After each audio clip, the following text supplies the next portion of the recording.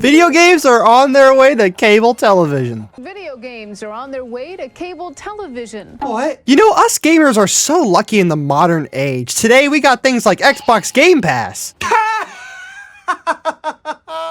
But way back in the day, the internet wasn't as widely accessible as it is today. Jesus Christ, I'm only 24, I felt old saying that. Both Sega and Nintendo were heated rivals back in the day. Sure, we get Sonic and Smash Bros. Now, but back in the day, companies were firing shots at one another via marketing campaigns, which is extremely unheard of today. And I mean like full-on assault attacks on each other's characters, stuff like mentioning each other's names, showing their games. These were basically smear campaigns. But back on the topic at hand, both companies knew that there was a market to be had with internet access being more readily available in the late 90s. So while Nintendo had the Satellaview in Japan only using satellites, Sega capitalized with Sega Channel in the US using cable TV. It's a simple process to set up. First, you need to pay an activation fee. Then you have to pay a subscription fee.